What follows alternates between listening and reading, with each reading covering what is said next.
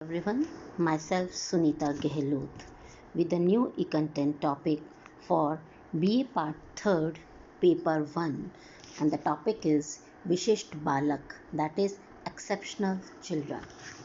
Let's start. मनोविज्ञान के विकास से पूर्व समस्त बालकों को एक ही श्रेणी में रखा जाता था, अर्थात सभी बालकों को सामान्य माना जाता था। लेकिन जो बालक सामान्य से बहुत अधिक भिन्न होते थे उन्हें असामान्य बालक एबनॉर्मल चाइल्ड कहा जाता था। मनोवैज्ञानिकों ने अध्ययन में पाया कि दो बालक कभी भी समान नहीं होते। अधिकतर बालक समूह औसत से भिन्न होते हैं। यह भिन्नता आनुवंशिकता या वातावरण में पर्याप्त असमानता के कारण होती है।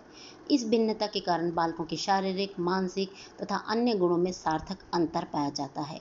कुछ बालकों में समूह प्रतिमानों की अपेक्षा अधिक गुण पाए जाते हैं तथा कुछ बालकों में कम मात्रा में, परंतु अधिकांश बालकों में गुण समूह प्रतिमानों के अनुरूप होते हैं, उन्हें सामान्य बालक कहते हैं। जिन बालकों में समूह प्रतिमानों की अपेक्षा अधिक या कम गुण पाए जाते हैं उन्हें सामान्य रूप से विशिष्ट बालकों की श्रेणी में रखा जाता है। अतः विशिष्ट बालक वह हैं जो अंतर व्यक्तिगत भिन्नता रखते हुए अन्य सामान्य बालकों में अंतर व्यक्तिगत भिन्नता रखते हैं। जिनमें समूह प्रतिमानों की अपेक्षा अधिक या कम गुण पाए जाते हैं। ये गुण उनकी बुद्धि, शरीर, सामाजिक व्यवहार, समायोजन, संवेग, भाषा आदि किसी भी एक से अधिक क्षेत्रों में संबंधित हो सकते हैं। तो ये थी विशिष्ट बालकों की परिभाषा। अब इनका वर्गीकरण। इनकी निम्न श्रेणियाँ होती हैं: शारीरिक अक्षमता युक्त बालक, मानसिक अक्षमता बालक, दृष्टि अक्षम बालक, बहरापन, अधिगम असमर्थता बालक, संवेगात्मक शुद्धता बालक, बाल अपराध बालक, प्रतिभाशाली बालक। परंतु हमारे कोर्स के हिसाब से सिर्फ 4 की बेसिक जो नॉलेज है वो मांगी गई है, तो उसमें हम जो 4 ले रहे हैं आज वो है शारीरिक अक्षमता युक्त बालक, मानसिक अक्षमता युक्त बालक, दृष्टि अक्षम बालक दैट इज़ अंधापन, बधिर बालक, बहरापन। तो एक एक करके अब इनको हम चर्चा करेंगे। पहले लेते हैं शारीरिक अक्षम बालक। शारीरिक अक्षमता वाले बालकों को दोषपूर्ण अंग वाले बालक, विकलांगिक, अक्षम या बीमार बालक भी कहा जाता है। सामान्यतः यह बालक जिनका शारीरिक दोष उसको असाधारण क्रियाओं में भाग लेने से रोकता है अथवा सीमित रखता है, शारीरिक क्षमता से युक्त बालक कहा जाता है।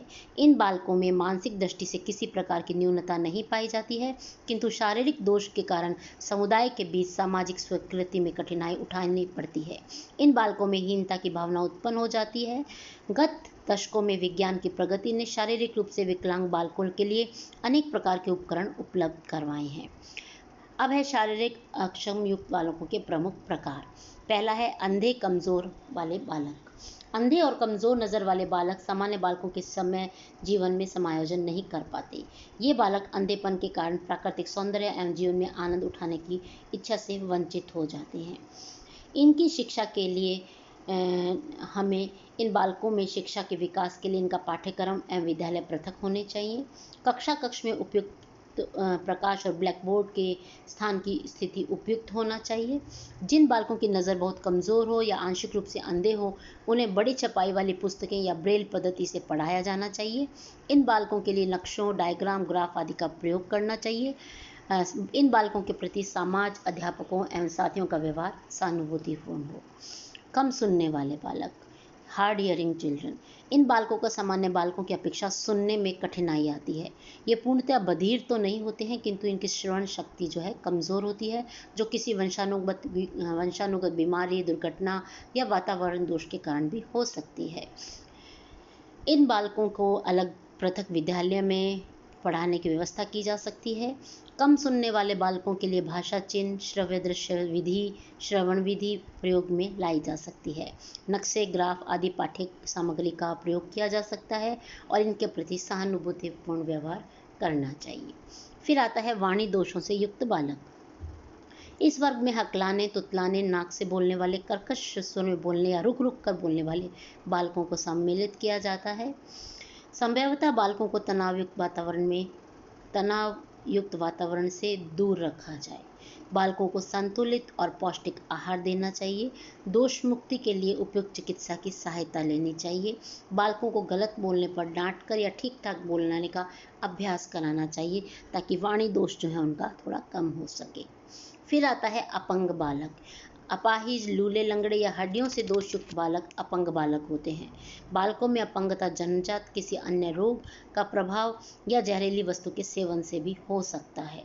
इनकी मानसिक और भावनात्मक विकास के लिए इन माता पिता और शिक्षकों को इनके साथ सामान्य बालकों के सामान्य व्यवहार करना चाहिए। इनके उपचार पर गंभीरता से विचार करते हुए चिकित्सकीय सलाह लेनी चाहिए। सरकार को इस प्रकार के बालकों के लिए विशिष्ट शिक्षा केंद्र खोलने चाहिए। इन्हें उपहास का पात्र नहीं बनाना चाहिए। फिर आता है नाजुक बालक, डेलिकेट चिल्ड्रंस। नाजुक बालकों में प्राय शरीर में कमजोर, रक्त अल्पता, हृदय का कमजोर, सांस फूलना आदि के लक्षण विद्यमान होते हैं। खेलकूद आदि में ऐसे बालकों की अवहेलना कर दी जाती है क्योंकि इन्हें प्राय शीघ्र रुकावट या थकावट का अनुभव होता है। माता पिता ऐसे बालकों के लिए चिंतित रहते हैं और कठोर कार्य करवाने से डरते हैं।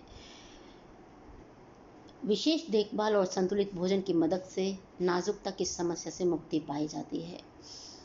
शारीरिक अक्षमता युक्त बालकों की सामाजिक स्वीकृति अपेक्षाकृत कठिन होती है।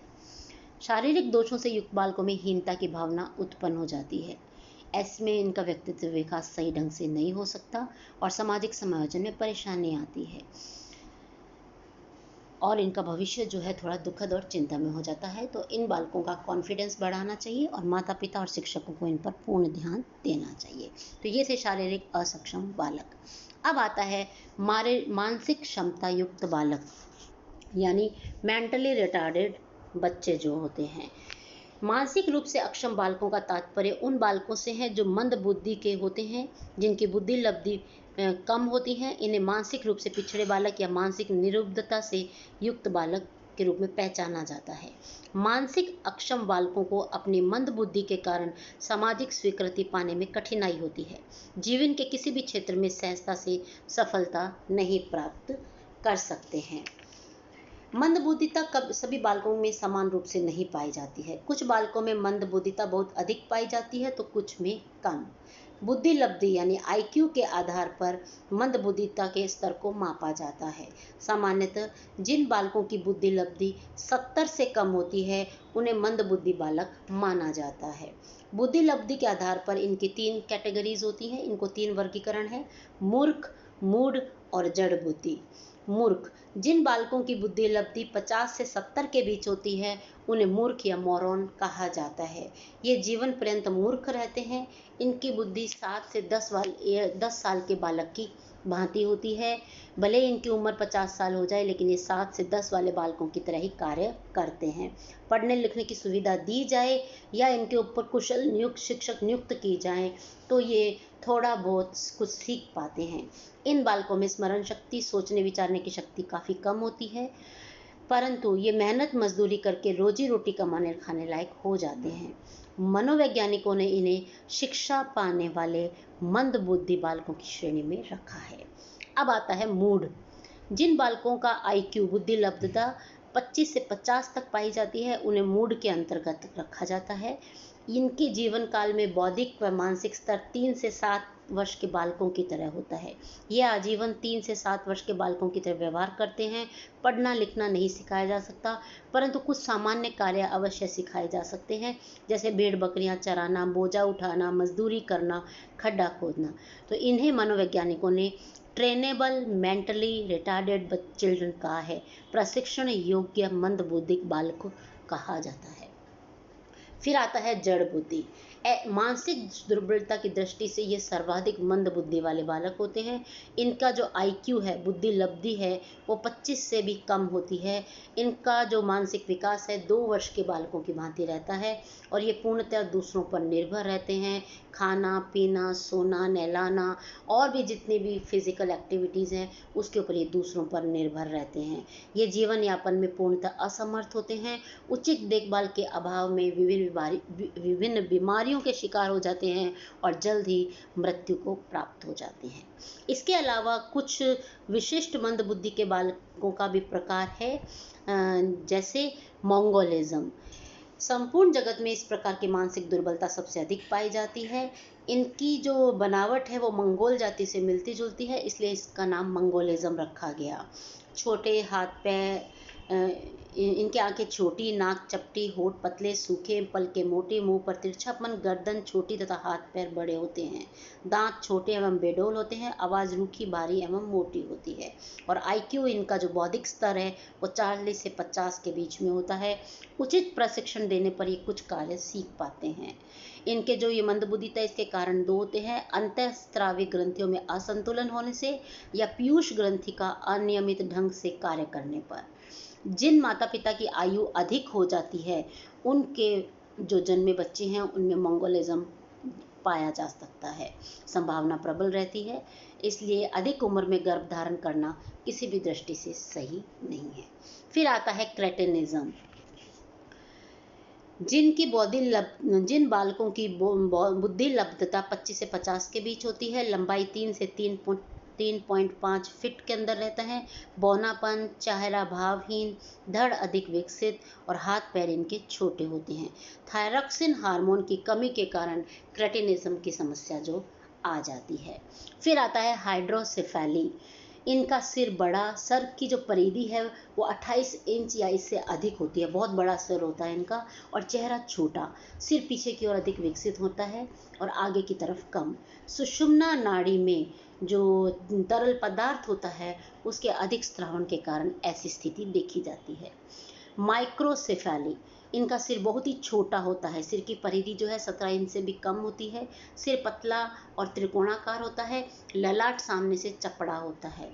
और गर्भकालीन बीमारी में, यानी जब गर्भावस्था होती है तो अधिक एक्सरे करवा लिया या कोई संक्रमण हो गया माता को, तो बच्चे जो है माइक्रोसेफेली से ग्रस्त हो सकते हैं। तो ये थे कुछ मानसिक अक्षमता युक्त बालकों की वर्गीकरण यानी विभाजन। अब आता है कि लक्षण क्या क्या है। मानसिक अक्षम बालक के लक्षण: इनकी शैक्षिक निष्पत्ति सामान्य बालक से कम होती है। इन बालकों का सामाजिक या भावनात्मक व्यवहार सामान्य बालक से भिन्न होता है। निम्न बुद्धि स्तर के होते हैं। इनमें संचय शक्ति के अभाव के कारण बाहरी बोझ, जटिल समस्याएं सरलता से सहन नहीं कर पाते हैं। सामाजिक समायोजन में कठिनाई होती है। बार बार निर्देशन देने पर भी ज्ञान कराना कठिन होता है। वंशानुक्रम या वातावरण के कारण मानसिक रूप से पिछड़े होते हैं। आत्मविश्वास और संकल्प शक्ति अति निर्बल होती है। फिर आता है पहचान कैसे करेंगे। व्यक्तिगत शैक्षिक निष्पत्ति मानसिक रूप से अक्षम बालक की पहचान का प्रबल मापदंड है। व्याकरण, गणित, विज्ञान आदि विषयों में ये सूक्ष्म नियमों को समझने में अयोग्य होते हैं। इन बालकों के दांत देर से निकलते हैं। बालक बोलना देर से सीखते हैं और तर्क नहीं कर पाते हैं। निरीक्षण और स्मरण शक्ति निर्बल होती है। ये अपने आवेगों को रोकने में असमर्थ होते हैं तथा इनमें आत्मविश्वास का अभाव होता है। कारण इनके वंशानुक्रम कारण हो सकते हैं। गर्भकालीन अवस्था में संक्रामक बीमारी हो गई है अगर माता को, तो माता पिता की अधिक आयु, अपरिपक्व जन्म अवस्था, गर्भकालीन अवस्था में नशीले पदार्थों का सेवन अगर माता द्वारा किया जाता है, जन्म के समय अगर माता को कोई आघात लग गया है, कोई दुर्घटना हो गई है, गर्भकालीन एक्सरे करवाने से भी ऐसा हो सकता है। अंतःस्रावी ग्रंथियों में असंतुलन होने से, पारिवारिक वातावरण कलह कलेशपूर्ण हो, पौष्टिक व संतुलित भोजन का पूर्ण अभाव हो, सांस्कृतिक वातावरण सही ना हो और शैक्षिक वातावरण ना के बराबर हो, तो ऐसे में मंदबुद्धि बालकों का जन्म हो सकता है। अब आता है मंदबुद्धि बालकों की शिक्षा। इनके लिए निम्न बिंदुओं का ध्यान रखना चाहिए। इनको स्वयं की देखभाल का प्रशिक्षण देना चाहिए। खेल का प्रशिक्षण दे सकते हैं। व्यावसायिक शिक्षाओं का प्रशिक्षण दे सकते हैं। उन्नत शिक्षण विधि का प्रयोग किया जा सकता है। इनके जो शिक्षण विधि है उसमें दो तरह की विधि प्रयोग में लाई जाती है शिक्षा के रूप में, मेनली डिक्रॉली विधि और मॉन्टेसरी विधि। डिक्रॉली विधि में शारीरिक क्रियाओं के परिष्कार एवं प्रगति पर विशेष ध्यान दिया जाता है। इस बात पर बल दिया जाता है कि बालक अपनी ज्ञानेंद्रियों व मांसपेशियों पर संतुलन स्थापित करना सीख ले, उसे अपने संवेगों पर नियंत्रण करना सिखाया जाता है। और जबकि मॉन्टेसरी जो विधि है इसमें ज्ञानेंद्रियों की सहायता से विकास पर अधिक बल दिया जाता है। क्योंकि ज्ञानेंद्रियां सामान्य बालकों की तरह विकसित नहीं होती है, तो ऐसे बालकों को पुस्तकीय ज्ञान पर अधिक जोर न देकर इनको ज्ञानेंद्रिय ज्ञान की सहायता से कुछ चीज़ों को सिखाया जाता है। इसमें संगीत, गीत, नृत्य, चित्रकला, दस्तकारी जो है वो प्रमुख होती है और इन्हीं क्षेत्रों में इनको शिक्षा जो है दी जाती है। इनका जो पाठ्यक्रम है वो सामान्य बालकों से भिन्न होता है। बालकों का होना चाहिए और बालक का शारीरिक, मानसिक और सामाजिक, संवेगात्मक, क्रियात्मक विकास अच्छी तरह से हो सके। इनको आत्मविश्वास से पढ़ाना चाहिए।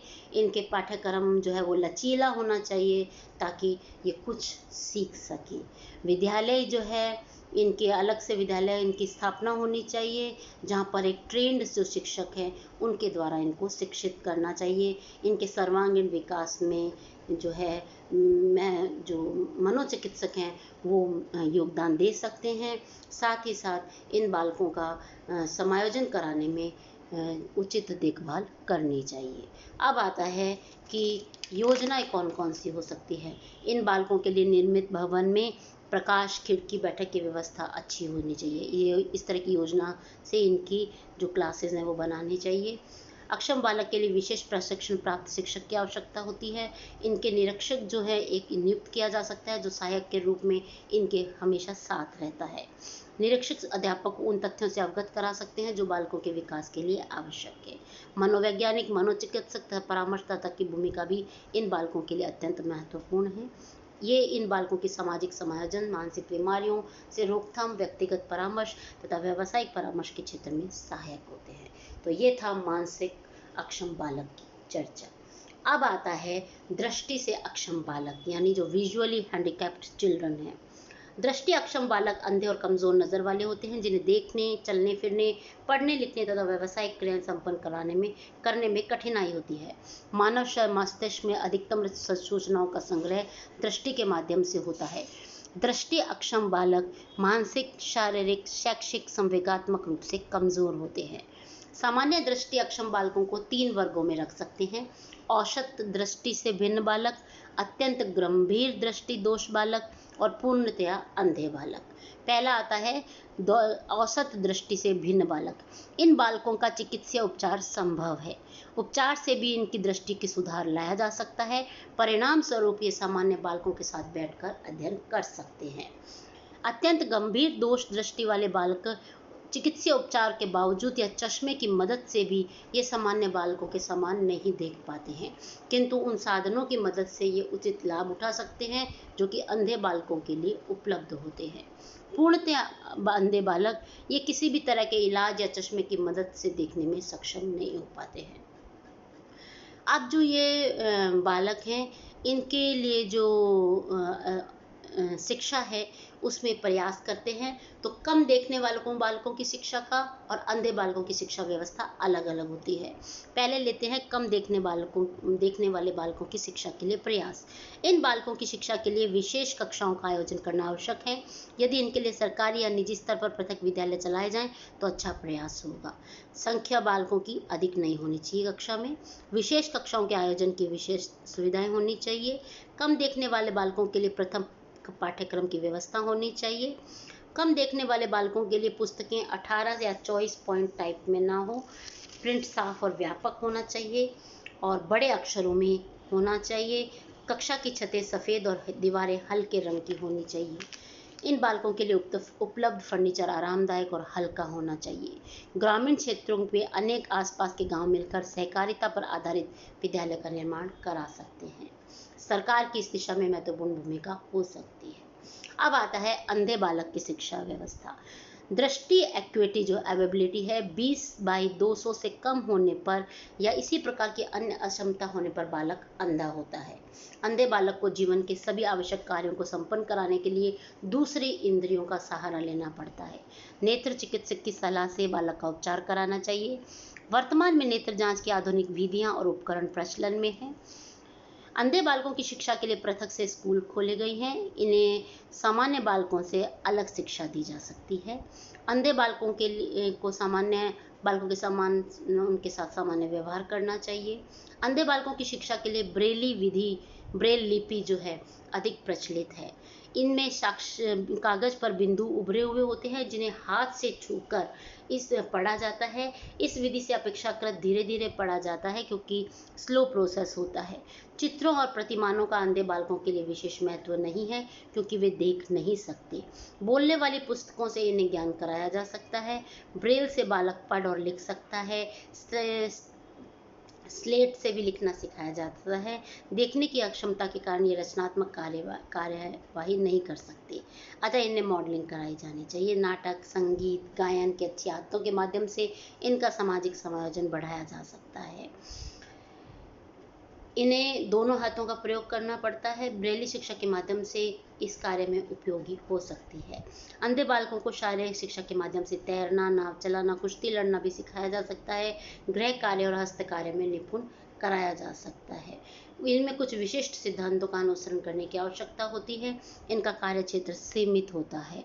इन्हें कार्य करने के लिए प्रेरित करना चाहिए। स्वयं करके सीखने पर ही इनमें आत्मविश्वास आता है। इनको सुनकर, चखकर, सूंघकर वातावरण को समझने का प्रयास कराना चाहिए। इसमें उचित निर्देशन आवश्यक है। इसके लिए जो प्रशिक्षित जो अध्यापक है उनकी ज़रूरत पड़ती है। परिवार, समाज और अध्यापकों की ये 3 बातें होनी चाहिए। बालकों को जीवन का वास्तविक ज्ञान कराएं, उनमें आत्मविश्वास जागृत करें और उनमें यह भावना जागृत करें कि वे अन्य सामान्य बालकों के समान ही है। तब ऐसे बालकों का समायोजन आसानी से किया जा सकता है।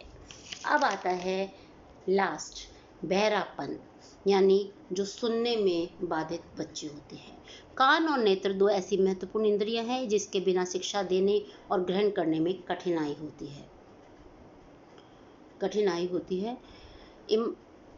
श्रवण शक्ति से कथन को सुनकर आसानी से याद रखा जा सकता है। यह अधिगम मानसिक विकास और भाषा विकास का सशक्त माध्यम है।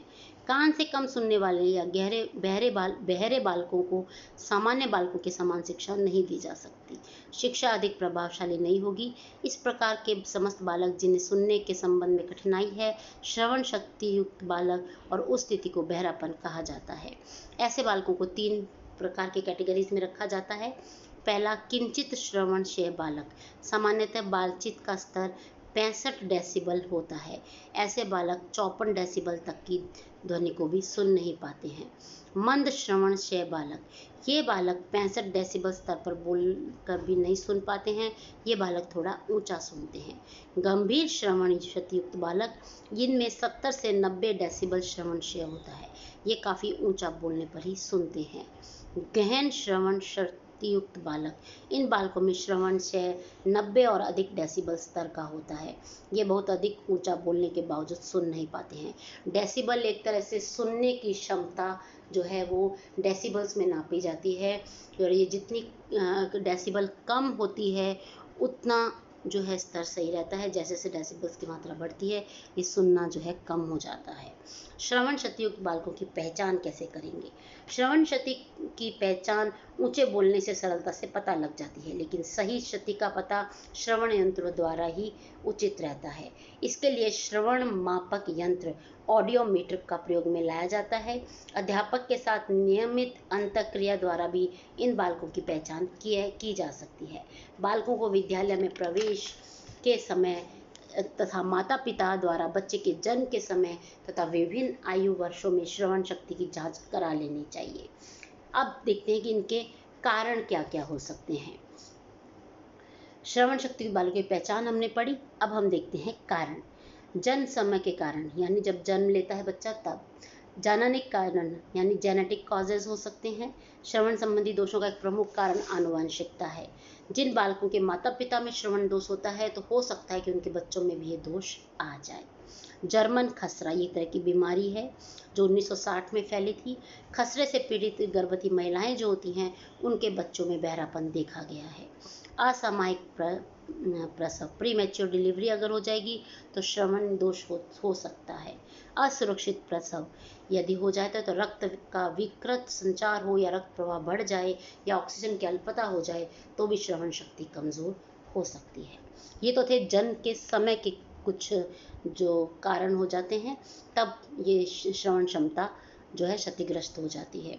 जन्म के पश्चात अगर कोई बीमारी हो जाए, जैसे कान में कोई पस पड़ जाए, मवाद हो जाए, कुकर खांसी हो जाए, चेचक, मोतीजरा, कनफड़ा, खसरा आदि रोग हो जाए बच्चे को, तो श्रवण दोष उत्पन्न हो जाता है।